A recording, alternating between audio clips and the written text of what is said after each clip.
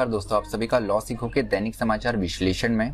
तो चलिए आज के आर्टिकल्स देखते हैं। आज का जो हमारा पहला आर्टिकल है ये एक बहुत ही दिलचस्प लॉ के बारे में है, जिसमें कहा गया था कि इंडिपेंडेंस के टाइम जो भी हमारी प्लेस ऑफ वर्कशिप है, हम उसके स्ट्रक्चर में या उसके जो भी बिल्डिंग है उसमें बदलाव नहीं कर सकते। मतलब हम उस जगह में जो उसका आज का नेचर है प्लेस ऑफ वर्कशिप का, उसमें बदलाव नहीं कर सकते। तो उस बारे में ये बात करता है, प्लेस ऑफ वर्कशिप एक्ट के बारे में ये बात करता है। तो हम एक विस्तृत चर्चा करेंगे।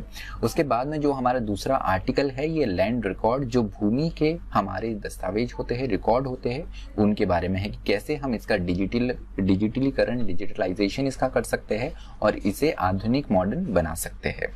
अंत में न्यूज इन फ्लैश होता है, जिनमें हम महत्वपूर्ण समाचारों के बारे में चर्चा करते हैं। तो चलिए मैं आगे बढ़ूं उससे पहले प्रोजेक्ट मैवरिक के बारे में आपको बताना चाहूंगा। ये क्लैट के लिए ऑलमोस्ट एक फ्री कोर्स है। तो चलिए आज का एमसीक्यू देखते हैं। वो यह है कि 9th heart of Asia Istanbul process जो है निम्न में से किस जगह हुई है। तो आपका ऑप्शन ए है दुशानबे, ऑप्शन बी है दिल्ली, ऑप्शन सी है इस्तांबुल, या ऑप्शन डी काबुल। जो भी आपका उत्तर हो कमेंट बॉक्स में जरूर लिखिएगा। तो हमारे वर्णनात्मक प्रश्न की ओर बढ़ते हैं। वो ये है कि डिजिटल भारत जो भूमि रिकॉर्ड मॉडर्नाइजेशन प्रोग्राम है, आधुनिकीकरण प्रोग्राम है, ये क्या है। तो आपको बताना है what is digital India land records modernisation programme, और कैसे ये हमारे जो लैंड रिकॉर्ड के मैनेजमेंट रहता है उसमें जो चुनौतियां मिलती है उसको किस प्रकार से ये एड्रेस कर सकता है, उसका किस प्रकार से ये निदान कर सकता है। आपका उत्तर 250 शब्दों में लिख सकते हैं। तो चलिए हम प्लेस ऑफ वर्कशिप एक्ट जो 1991 जो है उसके बारे में बात करते हैं। तो इसके क्या चैलेंजेस है वो भी हम बात करेंगे। तो सुप्रीम कोर्ट के सामने एक PIL, एक जनहित याचिका दायर की गई है, जिसमें धारा 3 और 4 जो है इस एक्ट को उसको चैलेंज किया है और कहा गया है कि ये असंवैधानिक है, अनकॉन्स्टिट्यूशनल है और ये आरंभतः अवैध है, वॉइड एब इनिशियो है। उसके साथ ही साथ जो हमारे कॉन्स्टिट्यूशन का मूलभूत ढांचा है, बेसिक स्ट्रक्चर है, उसके भी विरुद्ध ये धाराएं जाती है। तो यहाँ पर क्या आर्ग्यूमेंट किए गए हैं 1991 एक्ट जो है, प्लेस ऑफ वर्कशिप एक्ट जो है, उसके बारे में वो बात करते हैं। तो यहाँ पर बताया गया है कि ये आर्टिकल 32 जो है, जो हमारा अनुच्छेद 32 है हमारे संविधान का, उसके अगेंस्ट में है, अल्ट्रा वायरस टू आर्टिकल 32 है, क्योंकि ये आपके जो मौलिक अधिकार है उनसे वंचित रखता है। उसके साथ में सुप्रीम कोर्ट के जुरिस्डिक्शन को बाहर करता है, ये कि यहाँ पर सुप्रीम कोर्ट जो है उसका कहीं पे भी अधिकार क्षेत्र नहीं रहेगा। ऐसे मामलों में तो सुप्रीम कोर्ट के भी जुरिस्डिक्शन को बाहर करता है। उसके अलावा अगर हम देखें आर्टिकल 32 बहुत ज्यादा महत्वपूर्ण है, जिसे ये बाहर करता है, जिसे ये जो एक्ट है ये कहता है कि आर्टिकल 32 का इंपॉर्टेंस यहाँ पर नहीं रहेगा, क्योंकि आपको फंडामेंटल राइट्स जो है वो आपके यहाँ से छीन लिए जाते हैं अगर हम इसकी धाराएं पढ़े तो। लेकिन आर्टिकल 32 जो है इसे हमारे संविधान का हृदय कहा गया है, heart and soul of the constitution कहा गया है। उसके साथ में ये हमारे बेसिक स्ट्रक्चर का इंटीग्रल एक महत्वपूर्ण भाग है। तो ये हमारे प्रिएम्बल जो है, जो हमारी प्रस्तावना है, उसको नुकसान पहुंचाता है, उसे वीकेंस करता है। उसके साथ में आर्टिकल 25 और 26 जो है उसको भी ये वीकेंस करता है, कमजोर करता है। तो यहाँ पर लिबर्टी ऑफ बिलीफ जो है, फेथ और वर्कशिप जो है, जो हमारी आस्था और जो हमारी धर्म को पालने की या जो वर्कशिप की जो हमारी स्वतंत्रता है उसको भी ये कमजोर करता है, उसके भी अगेंस्ट, विरुद्ध ये जाता है। तो यहाँ पर अगर इंटेंट देखिए इस एक्ट का, तो कहता है ये एक्ट कि यहाँ पर एक need of and importance of such resolution की आवश्यकता थी। ये आइडेंटिफाई करता है इस रिजोल्यूशन का। उसके लिए एक्ट लाया गया था कि समाज में एक सौहार्द रहे और धार्मिक आधार पे कहीं पर भी एक हमें यहाँ पर वायलेंस देखने को ना मिले।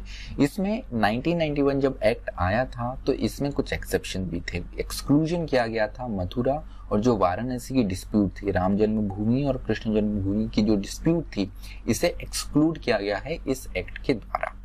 अब ये एक्ट पे हमने इतनी सारी बात करी, अब बात आती है कि एक्ट की जो सेक्शन है ये कहते क्या है। तो एक्ट के जो सेक्शन है वो ये कहते हैं, जो सेक्शन 4(1) है, सबसे इंपॉर्टेंट सेक्शन इस एक्ट का, वो कहता है कि प्लेस ऑफ वर्कशिप जो है, जो 15 अगस्त 1947 हमारी आज़ादी के समय जिस प्रकार से एग्जिस्ट करती थी, जिस रिलीजियस कैरेक्टर में थी, वो वैसी की वैसी ही बनी रहेगी। उसके अलावा सेक्शन 5 जो है वो कहता है the act shall not apply to any suit, कि ये एक्ट जो है वो किसी भी सूट को अप्लाई नहीं हुआ, किसी अपील या प्रोसीडिंग को भी अप्लाई नहीं होगा। जैसे हमने बात करी कि ये सुप्रीम कोर्ट के भी जुरिस्डिक्शन को बार करता है, लेकिन इसमें 2 एक्सेप्शन दिए गए हैं। एक राम जन्मभूमि बाबरी मस्जिद वाला, जो कि हमारा वाराणसी का जो कि अयोध्या वाला डिस्प्यूट है, उसके अलावा मथुरा डिस्प्यूट जो है उसको भी ये कर्व्ड आउट करता है। तो इस पर देखने वाली बात रहेंगी कि सुप्रीम कोर्ट क्या डिसीजन देता है, क्या ये एक्ट की कॉन्स्टिट्यूशनलिटी जो है खासकर सेक्शन 3 और 4 की बनी रहती है, या इसे अल्ट्रा वायरस टू कॉन्स्टिट्यूशन कह के इसे असंवैधानिक करार किया जाता है और इसे स्ट्रक डाउन कर दिया जाता है। देखने वाली बात रहेंगी ये। तो चलिए, जो हमारा दूसरा आर्टिकल है लैंड रिकॉर्ड के मॉडर्नाइजेशन, आधुनिकीकरण और डिजिटलीकरण के बारे में, उसके बारे में हम बात करते हैं। तो गवर्नमेंट ने इंट्रोड्यूस किया है digital India land records modernisation programme, DILRMP। तो यहाँ का इसका जो उद्देश्य है वो ये है कि हमारे जो लैंड रिकॉर्ड्स है और जो लैंड टाइटल है उसे हम अपडेट करें और कंक्लूसिव बनाएं। तो यहाँ पर क्या चुनौतियाँ रही है भारतीय लैंड रिकॉर्ड्स के साथ में?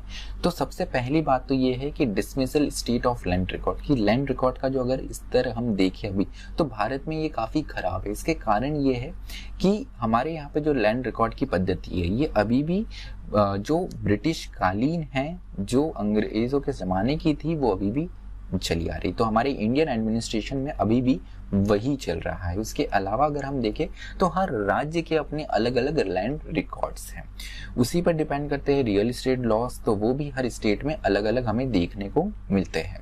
उसके अलावा जो डिपार्टमेंट है, जो लैंड रिकॉर्ड के डिपार्टमेंट है स्टेट गवर्नमेंट के अंडर, उसमें जो मैन पावर को अगर हम देखिए तो वो भी अपने आप में इतने स्किल्ड नहीं है, जिससे हैंडलिंग जो है लैंड रिकॉर्ड की इतने अच्छे तरीके से नहीं होती। उसके अलावा लैंड रिकॉर्ड की जब हम बात करते तो यहाँ पर डिपार्टमेंट जो है लैंड रिकॉर्ड डिपार्टमेंट जो है उसके साथ में रेवेन्यू डिपार्टमेंट जो है, जिसमें सर्वे एंड सेटलमेंट डिपार्टमेंट भी आते हैं, इनका सामंजस्य जो है वो अपने आप में बहुत कम देखने को मिलता है। तो एक तरफ जहाँ पे आपका सर्वे एंड सेटलमेंट डिपार्टमेंट है जो लैंड रिकॉर्ड्स को देखता है, दूसरे तरफ आपका राजस्व डिपार्टमेंट है जो कि राजस्व के कर वसूली पर ज़्यादा ध्यान देता है। इनमें सामंजस्य एक होना चाहिए, क्योंकि एक जो है वो लैंड रिकॉर्ड्स रख रहे हैं, दूसरे उसी के बेसिस पे कर इकट्ठा कर रहे हैं ज़मीन से, तो इनके बीच में भी सामंजस्य की कमी देखने को मिलती है। साथ ही साथ ये ऐसा भी देखने को मिलता है कि समय के अनुसार जो है स्ट्रक्चर काफ़ी चेंज हुआ है लैंड का।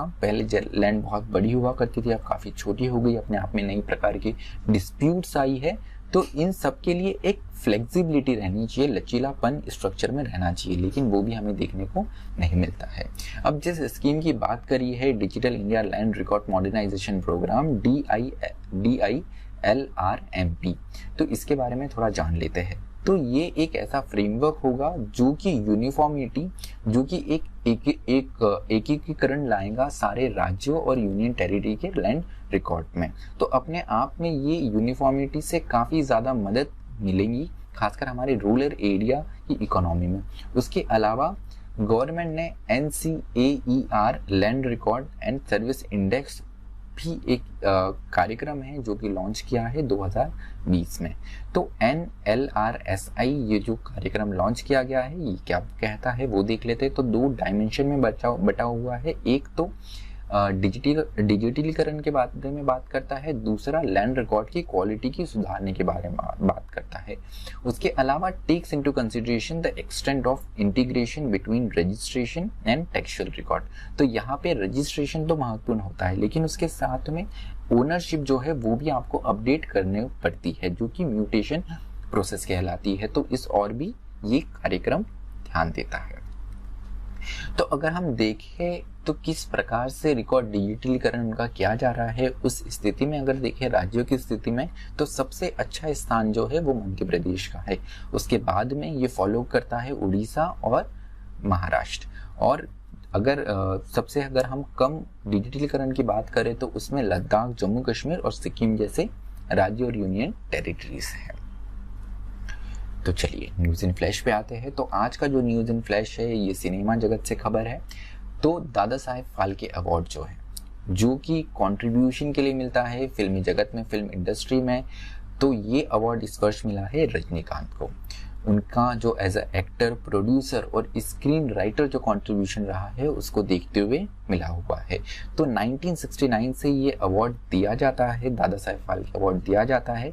ये अपने आप में एक हाईएस्ट ऑनर होता है इंडियन सिनेमा के लिए, किसी भी आर्टिस्ट के लिए ये एक हाईएस्ट ऑनर माना जाता है। तो रजनीकांत की अगर हम बात करें तो 25 वर्ष की आयु से ये फिल्म इंडस्ट्री में अपना योगदान दे रहे हैं। इससे पहले ये कर्नाटका में एज अ बस कंडक्टर, एक बस के कंडक्टर, गवर्नमेंट बस कंडक्टर हुआ करते थे और कर्नाटक में नौकरी करते थे। उसके बाद में इन्होंने वो नौकरी छोड़ के फिल्मी जगत में आए और ये कंटिन्यूसली अपना योगदान यहाँ पर दे रहे हैं। तो चलिए आज का हमारा विश्लेषण यही खत्म होता है। अधिक जानकारी के लिए आप लॉ सीखो की वेबसाइट www.lawsikho.com विजिट कर सकते हैं। मुझे सुनने के लिए आप सभी का धन्यवाद। इसी तरह पढ़ते रहिए, जागरूक रहिए। स्टे ट्यून्ड टू लॉ सीखो।